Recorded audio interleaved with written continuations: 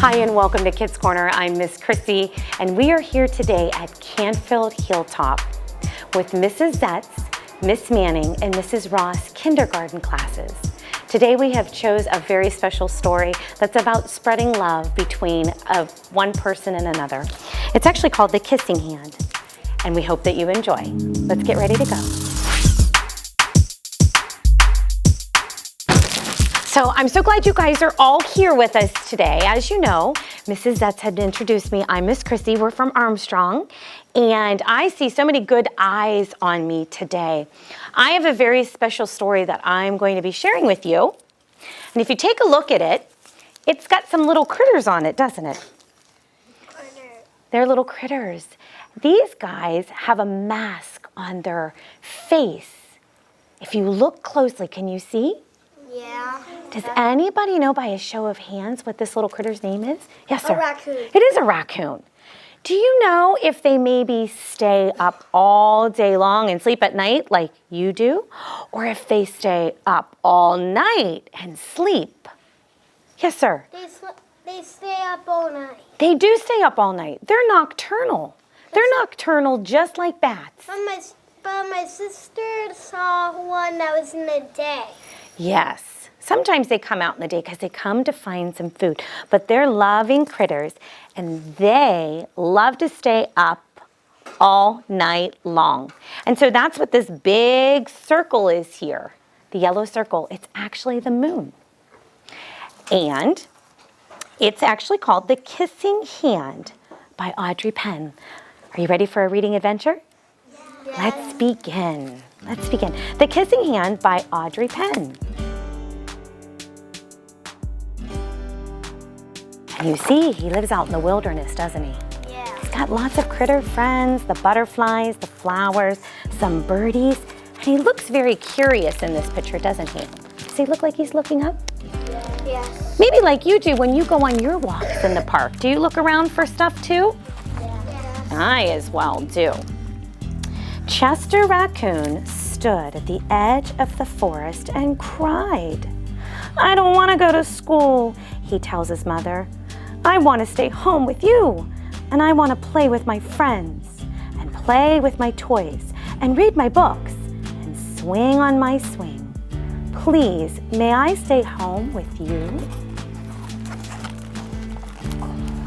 And Mrs. Raccoon took Chester by the hand and nuzzled him on the ear. "Sometimes we all have to do things we don't want to do," she told him gently, "even if they seem strange or scary at first.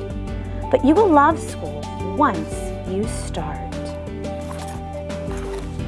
Did some of you feel that way when you first started school? I bet you did, huh? "You'll make new friends and play with new toys, read new books, and swing on new swings. Besides," she added, "I know a wonderful secret that will make your nights at school seem as warm and cozy as your days at home."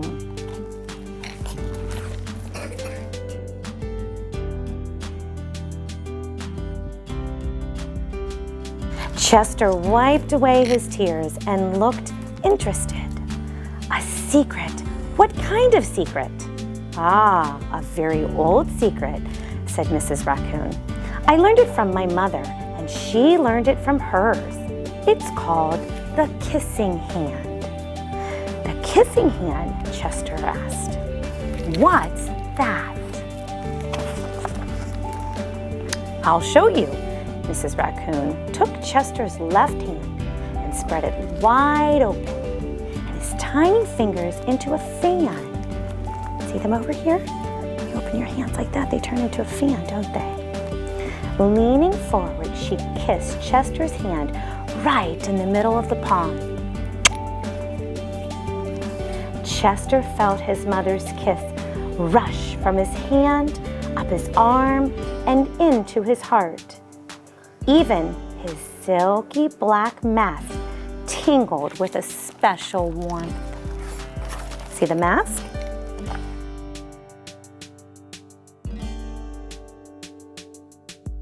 Mrs. Raccoon smiled. "Now," she told Chester, Wherever you feel lonely and need a little loving from home, just press your hand against your cheek and think, Mommy loves you. Mommy loves you. And that very kiss will jump to your face and fill you with a toasty warm thought. She took Chester's hand and carefully wrapped his fingers around the kiss. Now, do be careful not to lose it, she teased him. But don't worry. When you open your hand and wash your food, I promise the kiss will still stick. Chester loved his kissing hand, and now he knew his mother's love would go with him wherever he went, even to school. That night, Chester stood in front of his school and looked thoughtful. Suddenly, he turned to his mother and grinned. Give me your hand, he told her. And Chester took his mother's hand and in his own and unfolded her large, familiar fingers into a fan. Next time, he leaned forward. And his kiss in the center of her hand. Now you have a kissing hand too, he told her. And with a gentle goodbye and an I love you, Chester turned and danced away. He went to school with all of his friends, all of his night friends. So let's look closely at this picture. There are plenty of other animals that actually enjoy staying up all night long and sleeping in the day. So we know a raccoon is one. There is also one that says a hoot, right? It's not a deer, sir. It is an owl, very good. How about, do you see maybe this little red critter here? Yes, deer. It is a red fox. We have red foxes here in Ohio, and they are nocturnal as well. Maybe could we think of one that may not be in here that flies in the night sky and eats all of the mosquitoes? Yes, a bat. Also, we have bats that are nocturnal. So they stay up all night long. This story was about the love of a mother and a child. And now your mommies love you very much. So what are some ways without words that your mommy can say that she loves you? Do you know? How about somebody that hasn't answered? Yes, dear. Well, by giving you a kiss. By giving you a kiss, that is. There's no words with that, is there? It's just an action, right? How about if they take your hand and they fan it out, like Chester's mom did, and they fan it out, and they kiss your hand right in the center. Then you could squeeze it real tight and bring it with you, right? How about something creative? If you take your two hands, you have two hands in front of you, pull them up. Show me all your palms. Got them all out? Perfect. Then curve them in like the letter C. Now bring them close together. Makes a heart. It makes a heart, doesn't it? Very good. So that's one way you can say that maybe you love someone or care for someone. I also see a little girl, she's cupping the little heart in her hand. You can also do that. Also, there's something called sign language, and it's for people that sometimes cannot speak, and so they use their hands in different ways. Watch, I will show you. I'm going to say, my name is Chrissy. Are you ready?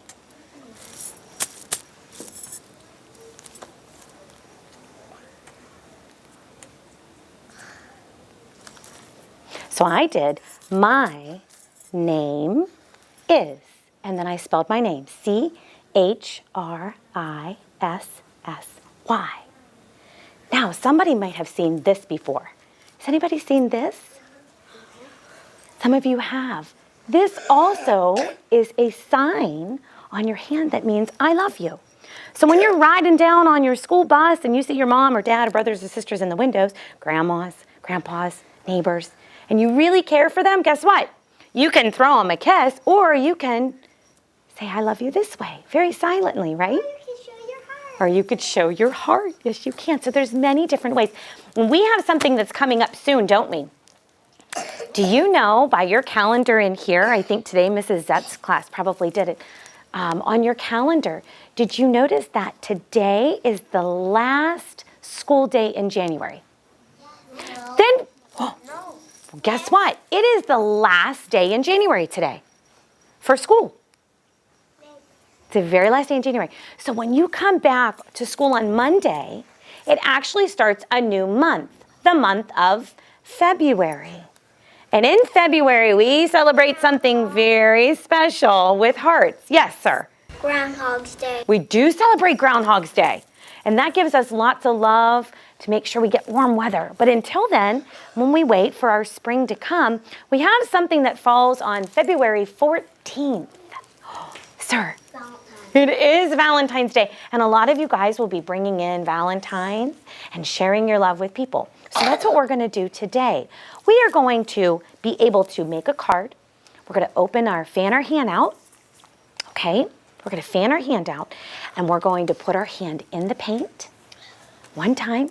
And then on the front of your card, you're going to place your hand down.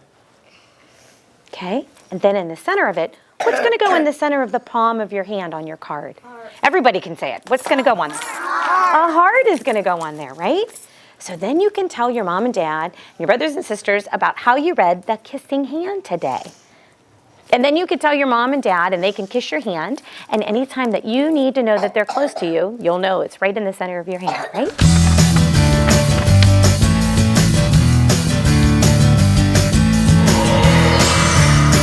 So we're going to start our craft, and we have just a few basic things that we're going to use. We've got a red color paper that's folded in half. Does it look like a card? Not yet, right? But the fold is there. So we're going to have that. And we have our little heart that we're going to use, our glue, and our paint as well. So the first thing we're going to do is one at a time. Once you sit at your seats, you're going to take your hand. Remember, it's going to be fanned open, okay? And you're going to leave the plate down on the table. But Miss Chrissy's just going to show you. You're going to take your one hand and you're going to press it down. Your thumb, your index finger, your ring finger, your pinky, okay, and your pointer finger. All your fingers are going to go down. And you're going to get your whole hand covered in paint. And then once you're done, you're going to stamp it down very carefully. You're going to pull it off, and then you're going to have your handprint on here, okay? Then what we're going to do is take a little piece of this shape. What is this shape? You got it. And we're going to take this stuff. It is you got it. One dab on the back, and then you're going to place it on your heart. And then we can actually open it up. You can write your name on it and draw a picture of your family to give to someone at home tonight. Does that sound good?